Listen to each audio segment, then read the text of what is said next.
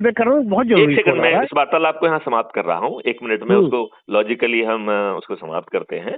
एक तो मैं निवेदन ये करता हूँ कि आपको मालूम ही है, आप हमारे बात सुनते रहते हैं, तो जी जी। हमारी हर वार्तालाप रिकॉर्ड होती है और जो अभी हम बात कर रहे हैं ये भी रिकॉर्डेड है।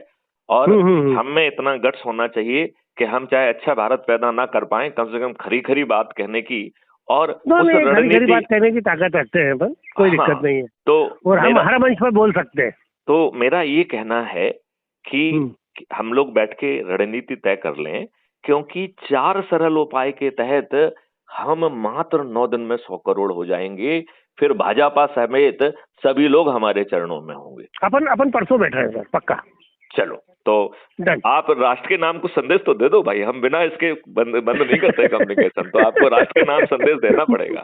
सर, राष्ट्र के नाम संदेश सिर्फ एक ही है जी, समृद्ध भारत बनाना है। नहीं, केवल समृद्ध भारत नहीं बनाना है और क्राइम मुक्त बनाना है। क्राइम फ्री, करप्शन फ्री, प्रशासनिक व्यवस्था को दुरुस्त करते हुए, नियम कानून को जो है ना दुरुस्त करते हुए, और टैक्स फ्री। इसमें मैं अपनी तरफ से जोड़ूंगा, मुसलमान मुक्त भारत बनाना है। देखो मैं आपको बताऊं, हम लोग दुष्ट हैं, मुसलमान तो देखो जस्ट ए मिनट, ये बताओ, जब जो है मुसलमानों ने ये निर्णय लिया था कि उन्हें दूसरा देश चाहिए, तो उन्हें आपने क्यों रोका?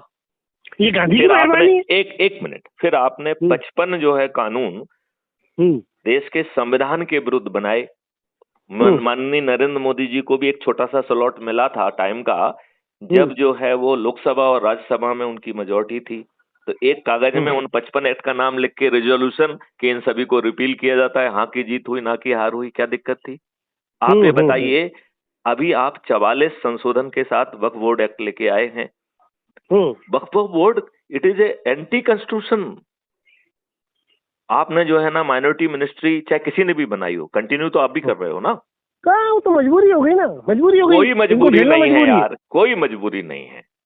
आप लोगों को जाति धर्म का और संप्रदाय के जो ना ऊपर ले जाके उन्हें अच्छा भारत दो ना। हर किसी को अच्छा भारत चाहिए, हर किसी को रोजगार चाहिए, हर किसी को शिक्षा चाहिए, हर किसी को स्वास्थ्य चाहिए, हर किसी को भोजन चाहिए, हर किसी को समृद्धि चाहिए, हर किसी को खुशहाली चाहिए। ये उसको जो है ना जाति और धर्म से नहीं मिल रही है। तो एक बार आप उसको दिखा सकें कि हम ये सब चीज दे रहे हैं, और इसके लिए भारत सरकार के खजाने पर यदि एक पैसा यदि खर्च नहीं आ रहा है, और फिर यदि माननीय नरेंद्र मोदी जी नहीं करते हैं, तो मेरी नजरों में माननीय नरेंद्र मोदी जी हमारे प्रधानमंत्री दुष्ट हैं और देशद्रोही हैं। बरोबर है। मुझे ये कहने में कोई संकोच नहीं है। मैं क्षमा चाह रहा हूँ, मेरा बहुत जरूरी फोन आ रहा है। चलिए बाद में बात करेंगे। जय हिंद, जय भारत।